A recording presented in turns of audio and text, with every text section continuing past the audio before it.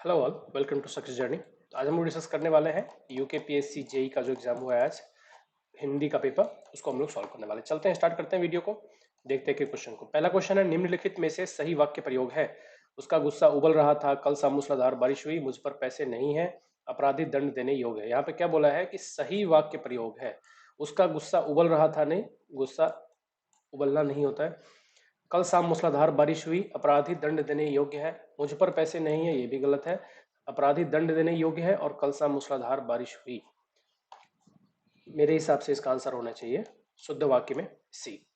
निम्नलिखित में से शुद्ध वाक्य है। अब शुद्ध वाक्य इसमें से चुनना है। तो देखिए, जब भी परस्पर आता है तो एक दूसरे का मीनिंग ही होता है परस्पर, तो जहां भी एक दूसरे है वहां परस्पर नहीं आएगा। तो मेरे हिसाब से इसका जो बेस्ट आंसर होना चाहिए वह है डी, सेकंड का डी। थर्ड क्या कहता है, निम्नलिखित में से गलत शब्द युग्म चुनिए। गलत शब्द युग्म चुनना है तो इसमें आएगा नित्य का नवीन। बाकी सब क्या है, इसका अपोजिट है। ठीक है, एंटीनोम्स है। श्रव्य का होता है दृश्य, संक्षेपण का विस्तारन, सात्विक का तामसिक, और नित्य का, देखिए इसमें नित्य का अनित्य होता है और नवीन का प्राचीन होता है, तो ये दोनों सही युग्म नहीं है। निम्नलिखित में से कौन सा शब्द अशुद्ध है? अशुद्ध शब्द चुनना है हमें इसमें से। तो अशुद्ध शब्द है इसमें से चातुर्यता। निम्नलिखित में से शुद्ध शब्द है। शुद्ध शब्द इसमें से कौन सा है? तो ये है, शुद्ध शब्द चुनना है। तो ये इसमें है, देखिए, लब्ध प्रतिष्ठित, ये अशुद्ध है। कृषांगिनी, ऐतिहासिकता, और बृहत्तर। बृहत्तर भी गलत है, इसमें आंसर होगा इसका ऐतिहासिकता। निम्नलिखित शब्द युग्म में से कौन सा युग्म समानार्थी नहीं है? ठीक है, इसमें क्या पूछा है, बहुत घुमा के पूछा है, आप याद रखिए इसमें से कि नहीं पूछ रहा है या हाँ पूछ रहा है, ये बहुत ध्यान से देना था। तो क्या पूछ रहा है, युग्म समानार्थी नहीं है, तो कौन सा, सेम सेम वर्ड नहीं है। ठीक है, तो इसमें कौन सा नहीं है? देखिए, अली को सखी कहते हैं, शोनित को रक्त कहते हैं, वसुधा को वसुंधरा कहते हैं, व्यय को अपव्यय अपव्यय नहीं कहते। ठीक है, तो ये इसका सिनोनिम्स नहीं है, मतलब पर्यायवाची नहीं है। निम्नांकित में से एक शब्द पत्र के लिए प्रयुक्त नहीं होता, कौन सा? पत्ता, चिट्ठी, पर्ण और पतन। इसमें से कौन सा नहीं होता? तो पतन इसके लिए यूज नहीं होता, बाकी सब इसके समानार्थी शब्द है। अक्ल के पीछे लट लिए फिरना, मुहावरे का सही अर्थ क्या है? तो ये है मूर्खता से काम करना, कोई भी काम बिना सोचे हुए करना। निम्नलिखित वाक्यों में से वचन संबंधी अशुद्ध वाक्य का चयन कीजिए। वचन संबंधी अशुद्ध वाक्य कौन सा है? वे प्रतिदिन आपस में परस्पर लड़ती है। निम्नलिखित में से कौन सा वाक्य शुद्ध है? तो शुद्ध वाक्य है, भट्टी में ईंधन नहीं था। निम्नलिखित में से कौन सा शुद्ध वाक्य अशुद्ध है? इसमें अशुद्ध पूछा है, तो यहाँ पे साधु ने उसको साप दिया, ये गलत हो जाएगा। उसको यहाँ पे ये वर्ड गलत है। बहुत ज्यादा रोने से के लिए समुपयुक्त मुहावरा है। बहुत ज्यादा रोने के लिए कौन सा होता है? बहुत ज्यादा रोने का होता है आठ आठ आंसू रोना। निम्नलिखित में लोकोक्ति है, तो इसमें से लिखिए, मुहावरा क्या होता है कि इनकम्प्लीट होता है, लोकोक्ति क्या है? कंप्लीट है, कि लोकोक्ति अपने आप में ही फुल है। तो ये है नौ नौ नकद न 13 उधार, तो ये एक लोकोक्ति है, बाकी सब मुहावरा है। घड़ी में तोला, घड़ी में मासा, लोकोक्ति का अर्थ क्या है? अभी इस लोकोक्ति का अर्थ क्या है, मीनिंग क्या है? अनिश्चित स्वभाव, मतलब कभी कुछ करता है जो व्यक्ति, उसको बोलते हैं घड़ी में तोला, घड़ी में मासा। अपनी अपनी ढपली, अपना अपना राग का सही अर्थ है। तो ये हम सभी ने सुना होगा, कहावत है, बहुत ही फेमस कहावत है। इसका मतलब होता है हर आदमी अपनी बात मनवाता है और उसकी पुष्टि करना चाहता है। हर आदमी अपनी अपनी स्वार्थ को सिद्ध करना चाहता है, ये इसका मीनिंग है। नाच न जाने आंगन टेढ़ा, हम सभी जानते हैं कि अपने दोस्त को छिपाने के लिए दूसरों पे आरोप लगाना, इसको हम बोलते हैं नाच न जाने आंगन टेढ़ा। अपनी करनी पार उतरनी का अर्थ है, अपनी करनी पार उतरनी का क्या अर्थ होता है? अपने कर्मों से ही फल मिलता है, मतलब अपने कर्मों का जो फल है वो अपने को ही भोगना पड़ता है, दूसरे को नहीं।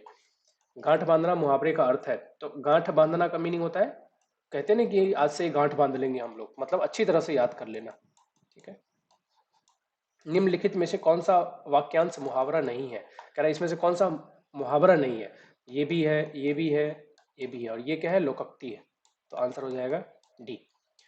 एक आंख से देखना मुहावरे का सही अर्थ है, तो एक आंख से देखने का मीनिंग क्या होता है? समान दृष्टि से देखना, मतलब सबको बराबर देखना। अब ये गद्यांश है, इसको पढ़ के हमें आंसर करना है। निम्नलिखित शब्दों में से अभिजात्य शब्द किस शब्द में समाहित है? अभिजात्य का मीनिंग क्या हुआ यहाँ पे? कुलीनता। समझौता का सही अर्थ है आपस में करार नहीं, आपस में, यहाँ पे समझौता जो एक गद्यांश में समझौता मीन्स क्या है कि एडजस्ट, जो इन्वायरमेंट के साथ जो ट्री नहीं हुआ है, ठीक है, वो है ये। तो अभी यहाँ पे समझौता आपस में करार, आपस में रिश्ता, आपस में जुड़ना, इनमें से कोई नहीं मेरे हिसाब से। क्योंकि इन्वायरमेंट के साथ जो एडजस्ट नहीं हुआ वो ये पेड़ है देवदारू। ठीक है, तो ये यहाँ पे समझौता को इस तरह से यूज किया गया है, समझौता नहीं किया मतलब एडजस्ट नहीं हुआ इन्वायरमेंट के साथ, अपने आप को शिफ्ट नहीं किया है, इवोल्यूशन नहीं हुआ है उसमें, तो इसमें से कोई भी अप्रोप्रिएट वर्ड नहीं है। युग युगांत की संचित अनुभूति से आशय है, तो इसमें कह रहा है कि किससे आशय है, तो ये कह रहा है कि मतलब जो सदियों से सीखते हुए आ रहा है, सदियों से एकत्र अनुभव। शानदार का अर्थ नहीं है, तो आप गद्यांश पढ़ेंगे तो उसमें शानदार का अर्थ कौन सा नहीं है, शानदार का अर्थ नहीं है। यहाँ पे देखिए, ध्यान सुनिए, शानदार का अर्थ है नहीं पूछा, यहाँ पूछा कौन सा नहीं है, यहाँ पूछा है ठाट बाट वाला। खानदानी शब्द का सही अर्थ है पुश्तैनी। शीतल मग सुगंध पवन के लिए उपयुक्त शब्द है। अब इसमें पूछा है किसके लिए कौन सा है, तो इसके लिए होते हैं त्रिविध वायु। त्रिविध वायु मीन्स सब कुछ आ जाता है इसमें, शीतल मंद सुगंध पवन। उपयुक्त गद्यांश का उपयुक्त शीर्षक होगा। अब यह आपसे पूछा है कि उपयुक्त शीर्षक क्या होना चाहिए, तो इसमें देवदारू के बारे में है और मेरे हिसाब से हिमालय के बारे में है, कि हिमालय और देवदारू के बारे में, तो मेरे हिसाब से शीर्षक इसका ये सबसे बेस्ट होगा। हालांकि ये भी एक शीर्षक हो सकता है आंसर, बट मेरे हिसाब से मोस्ट अप्रोप्रिएट जो है वो डी है। मुह कंपित का सही अर्थ क्या होता है, इसका मतलब होता है थरथराना। इस गद्यांश में याद रखिए, यहां तक 29 तक क्वेश्चन जो है इसी गद्यांश के आधार पर पूछा है। निर्झर शिखर का अर्थ क्या है, निर्झर शिखर इसमें क्या है, इस क्वेश्चन में पूछा है, तो इस गद्यांश में जब आप पढ़ेंगे तो आपको पता चलेगा। इसका मतलब है कि जो भागीरथी रिवर है उससे झरना से पानी जो निकलता है उसको यहाँ पे निर्झर शिखर की तरह यूज किया गया है। निम्न में अघोष वर्ण नहीं है। अब देखिए, अघोष वर्ण और घोष वर्ण दो होते हैं, तो अघोष वर्ण पूछा इसमें से नहीं है, मतलब क्या है, अघोष नहीं है मतलब घोष है, तो कौन सा है वो, फ। भाषा की सबसे छोटी इकाई वर्ण। निम्नांकित में से कौन सी ध्वनि नासिक्य व्यंजन है, तो ये कौन सा व्यंजन है जो नाक से बोला जाता है, तो ये है बी। कौन कौन सा होता है, न, म, छोटी न, बड़ी न और मौ। निम्नलिखित में से अल्प प्राण वर्णों का समूह नहीं है। देखिए, दो प्रकार के वर्ण होते हैं, एक महाप्राण और एक अल्पप्राण। महाप्राण में कौन कौन से आते हैं, ख, घ, झ, फ, ये सब आते हैं। अब इसमें से पूछा है, यही पूछा है कि नहीं है, अल्पप्राण नहीं है, तो मतलब महाप्राण है, मतलब ख, घ, झ, फ वाला कौन सा है, तो ये है बी, तो महाप्राण है ये सब, ये महाप्राण है, बाकी सब अल्पप्राण है। नेक्स्ट है, निम्नलिखित में से कौन सा वर्ण संयुक्त स्वर नहीं है। संयुक्त स्वर जो होते हैं वो कौन कौन से होते हैं, ए, ऐ, ओ, औ, री, अंग, आह, ये सब होते हैं। तो अब इसमें से कौन सा नहीं है, तो ये ई नहीं है। ओ है, औ है, ए है, ऐ है, तो ई नहीं होता, तो सी हो जाएगा इसका राइट आंसर। बोलते समय मुख के कितने उच्चारण स्थानों का प्रयोग किया जाता है, तो ये होता है 5। ठीक है, कंठ, तालु, मूर्धन, दंत, ओष्ठ। निम्नलिखित में से अंतस्थ व्यंजन कौन से हैं, अंतस्थ व्यंजन हम सभी जानते हैं, अंतस्थ व्यंजन कौन से होते हैं, य, र, ल, व। निम्नलिखित में से शुद्ध वर्तनी वाला शब्द कौन सा है, शुद्ध वर्तनी वाला शब्द कौन सा है, यह है 19। देखिए, अधीन नहीं होता, अधीन नहीं होता है, अधीन होता है, शांति में तौहर्षिकार होता है, आराध्य नहीं होता है, आराध्य होता है, तो यहाँ पे शुद्ध वर्तनी पूछा है, तो यह है 19। निम्नलिखित में से किस शब्द का वर्तनी विशेष विश्लेषण अशुद्ध है, तो वर्तनी विश्लेषण अशुद्ध बताना है हमें इसमें, तो इसका संजय का यहाँ पे सही नहीं। ज्ञान शब्द का शुद्ध वर्तनी विश्लेषण है, इसमें शुद्ध बताना है कि ज्ञान को हम कैसे बाइफरगेट करेंगे, अगर वर्तनी हम अलग अलग करें तो कैसे होगा प्रोनाउंस, तो ये होगा ज और य का ज्ञान, ज्ञान से आप यही समझ जाएंगे, ज और य का संगम। निम्नलिखित में से अशुद्ध वर्तनी वाला शब्द है, अशुद्ध वर्तनी आगे ढूंढना है कि किसका वर्तनी अशुद्ध है, तो ये है मृग का, क्योंकि हम म को कैसे लिखते हैं, ऐसे लिखते हैं मृग। निम्नलिखित में से तालव्य व्यंजन कौन से हैं जो हम तालु से बोलते हैं, तो हम तालु से किस किस को बोलते हैं, च, छ, ज और झ। उच्चारण के आधार पर ध, ध कहां से बोला जाता है, देखिए, तो ध कहां से बोलते हैं हम, आप बोल के भी देखोगे तो पता लग जाएगा, ये दंत व्यंजन है। निम्नलिखित में से हिंदी की र और ढ व्यंजन ध्वनिया किस प्रकार की है, कहां से, मतलब हम इसको, मतलब ये किस प्रकार की व्यंजन ध्वनिया है, तो यहाँ पे टाइप्स पूछा है, तो ये है चिक्चवन, उच्चिक्त। निम्नांकित में से शुद्ध वर्तनी वाला शब्द चुनिए, तो इसमें आपको शुद्ध वर्तनी वाला शब्द चुनना है, तो यह है अकर्मण्य। गुरु शब्द का सही स्त्रीलिंग है गुरुआइन। निम्नलिखित में से वर्तनी की दृष्टि से शुद्ध वाक्य चुनिए, शुद्ध वाक्य चुनना है इसमें, शुद्ध वाक्य है यहाँ पे, वहां बहुत से साधु सन्यासी इकट्ठा हुए, सी। निम्नलिखित में से निशिम शब्द का उपसर्ग है, इसमें से कौन सा उपसर्ग लगा हुआ है, इसमें लगा हुआ है नि। निम्नलिखित में से किस शब्द में उपसर्ग का प्रयोग नहीं हुआ है? अब इसमें क्या पूछा, किसमें नहीं हुआ है, तो ये अधिक्षक में नहीं हुआ, बाकी सब में हुआ है। निम्नलिखित में से कौन सा उपसर्ग तत्सम नहीं है? अब इसमें पूछा क्या कि तत्सम नहीं है, तो बाकी सब तत्सम है। तत्सम, तद्भव, तत्सम मतलब जो संस्कृत वाला है, तद्भव मीन्स जो देश मतलब हिंदी में है। तो इसमें तद्भव नहीं है, तो क्या पूछा है, इसमें आएगा आंसर अब नहीं है। निम्नलिखित शब्दों में से किसमें एक ही उपसर्ग प्रयुक्त हुआ है? एक ही उपसर्ग है, बाकी सब में दो दो उपसर्ग है, और अपमान में सिर्फ एक ही है अप। निम्नलिखित में से किस शब्द में उर्दू का उपसर्ग जुड़ा हुआ है? तो ये लाचार में जुड़ा हुआ है। निम्नलिखित में से भाववाचक संज्ञा बनाने वाले तद्धित प्रत्यय युक्त शब्द कौन सा है? तो यह है छलावा। नेक्स्ट है, निम्नलिखित में से तद्धित प्रत्यय का उदाहरण है। तद्धित प्रत्यय का उदाहरण बताना है, तो यह है बोलना। निम्नलिखित में से कृदंत प्रत्यय वाला शब्द है। कृदंत प्रत्यय वाला कौन सा है? तो देखिए इसमें है लिखाई। निम्नलिखित में से अशुद्ध वर्तनी वाला शब्द है। अशुद्ध वर्तनी का शब्द कौन सा है इसमें से? अंचलिक, क्योंकि आंचलिक होता है, आंचलिक। प्राधिकृत शुद्ध वर्तनी विश्लेषण। अब प्राधिकृत का शुद्ध वर्तनी विश्लेषण करना है, तो ये आ जाएगा ए। प र मिलके पड़ा बनेगा, बाकी आप आगे भी देखिए तो आपको यही मिलेगा करेक्ट, तो ए हो जाएगा। निम्नांकित में से कौन से शब्द की वर्तनी अशुद्ध है? यहाँ पे अशुद्ध वर्तनी अगेन बताना है, तो अशुद्ध वर्तनी किसकी है? अत्याधिक में। उच्चारण का संधि विच्छेद क्या होता है? उत्जोड़ चारण। निम्नलिखित शब्दों में से एक शब्द में व्यंजन संधि नहीं है, तो कौन से में व्यंजन संधि नहीं है ये बताना है, तो ये नयन में नहीं है। निम्नांकित में से किस शब्द में गुण संधि नहीं है? अब इसमें गुण संधि, बाकी सब में गुण संधि है, एक में गुण संधि नहीं है। किसमें नहीं है? यद्यपि में। निर्विकार शब्द में कौन सी संधि है? निर्विकार में कौन सी संधि है? तो इसमें विसर्ग संधि है। किस समास में दो पद मिलकर एक नया अर्थ प्रकट करते हैं? तो कौन सा समास है जो दो पद मिलके एक तीसरा ही जनरेट करते हैं और नया पद मिलता है? वो होता है बहुब्रीहि समास। इसके बहुत सारे टाइप्स होते हैं। त्रिफला में कौन सा समास है? त्रिफला में समास कौन सा है? द्विगु समास है। शरणागत में तत्पुरुष समास में का कौन सा रूप है? शरणागत में तत्पुरुष समास का कौन सा रूप है? तो यह है अधिकरण। शरण में आगत, जो शरण में आता है, तो में है, अधिकरण में पर। प्रतिक्षण में कौन सा समास है? प्रतिक्षण में समास है अव्ययी भाव का। ठीक है। निम्नलिखित शब्दों में से किस शब्द में कर्मधारय समास है? कर्मधारय समास किसमें है? तो यह है पीतांबर। कर्मधारय, पीला हो अंबर जिसका, भगवान विष्णु को बोलते हैं, तो यह आएगा पीतांबर। निम्नलिखित शब्दों में से तद्भव शब्द है। तद्भव शब्द जो है वो कौन सा है? मतलब हिंदी से आया हुआ शब्द है। तत्सम नहीं है, देशज नहीं है, विदेशज नहीं है।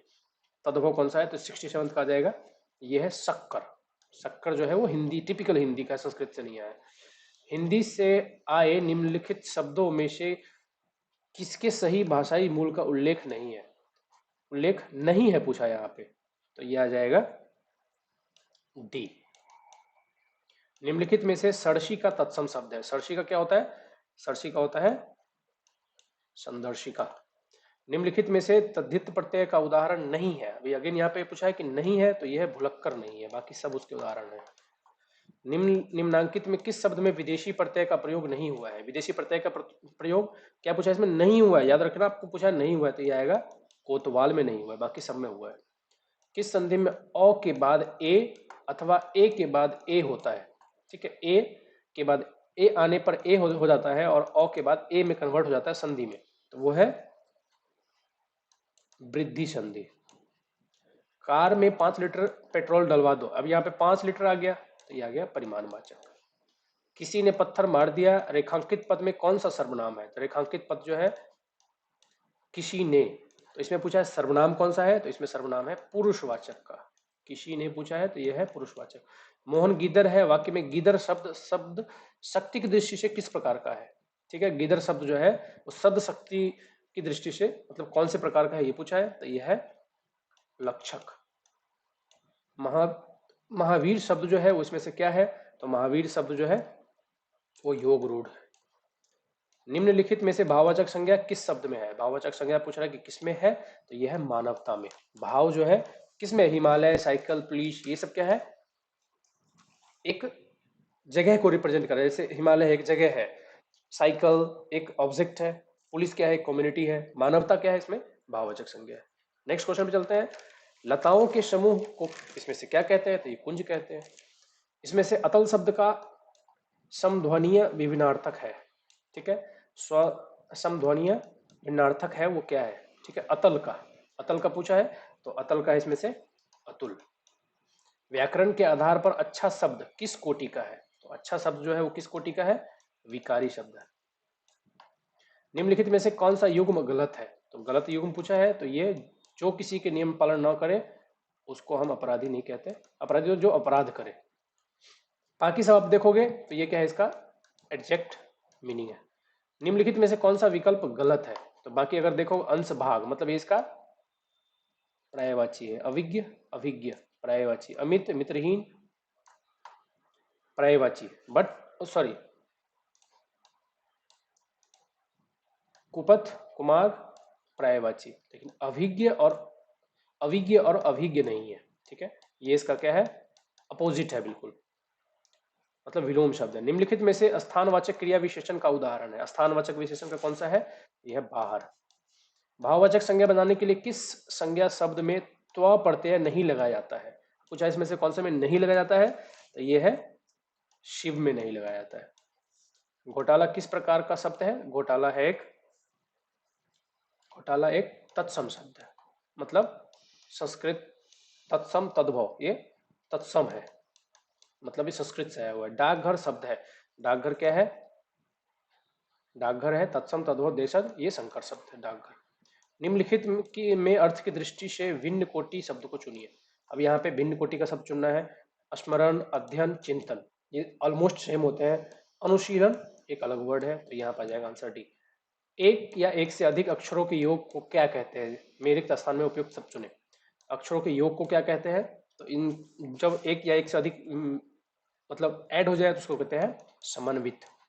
कृष्ण के अनेक गुणों का डैश कवि ने अपनी इस कविता में किया है, इस वाक्य में रिक्त स्थान के लिए उपयुक्त शब्द चुने। तो यहाँ पे 89 का आ जाएगा, कृष्ण ने अपने गुणों को इस कवि में, तो यहाँ पे क्या आएगा, यहाँ पे आएगा मनन। इस गीत की दो चार कड़ियां लड़ियां मात्राएं रचनाएं, क्या सुना दो, कड़ियां सुना दो। उस वीर में अपार सहन शक्ति है, उसे क्या कहना उचित है, उसे डैश कहना उचित है, इस वाक्य में। अब उस वीर में अपार सहन शक्ति है, तो उसे क्या बोलेंगे, जिसमें अपार शक्ति हो, मतलब एक तरह से ये मुहावरा है, तो इसमें उसको क्या कहना उचित होगा, उसे सहिष्णु बोलते हैं, सहिष्णु। जो गरीबों की सहायता करते हैं वे धर्मात्मा होते हैं, इस वाक्य में ये वाक्य किस प्रकार का है, जो गरीबों की सहायता करते हैं वे धर्मात्मा होते हैं, ये वाक्य है संयुक्त वाक्य। अरे यह क्या किया, एक्सक्लेमेशन साइन है, तो यह है ये विस्मय सूचक। तो 93 का आगे डी। 94 शायद वर्षा हो, अर्थ के आधार पर वाक्य क्या भेद, शायद वर्षा हो, तो ये क्या है, हम इसमें क्या कर रहे हैं, संदेह है कि हमें डेफिनेट नहीं कि वर्षा होगी ही, संदेह, इसलिए संदेहवाचक। निम्नलिखित में से संयुक्त वाक्य पहचानिए। संयुक्त वाक्य कौन सा है, तो इसमें संयुक्त वाक्य है मोहन ने चश्मा लगाया और पुस्तक पढ़ी।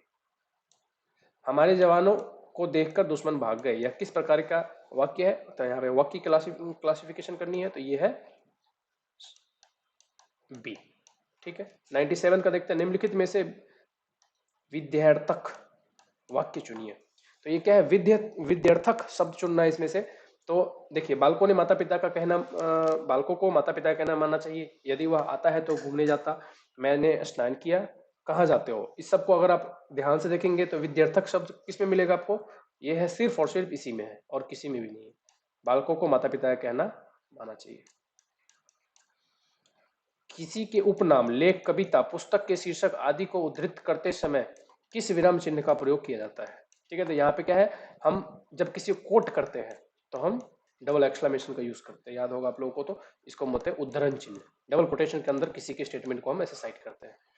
निम्नलिखित में से किस शब्द का प्रयोग सदैव बहुवचन के लिए किया जाता है, पुस्तक, कपड़ा, प्राण, मेज, इसका प्राण के लिए हम हमेशा प्राण उड़ गए, सदैव बहुवचन में किया जाता है। साहित्य और जीवन का डैश संबंध है, क्या संबंध होता है साहित्य और जीवन का, साहित्य और जीवन का घनिष्ठ संबंध होता है। तो ये था क्वेश्चन, मिलते हैं नेक्स्ट वीडियो में इंग्लिश में। थैंक यू ऑल, वीडियो अच्छा लगा हो तो आप लोग लाइक कीजिए, चैनल को सब्सक्राइब कीजिए, दोस्तों के साथ शेयर कीजिए। Thank you all, thanks for the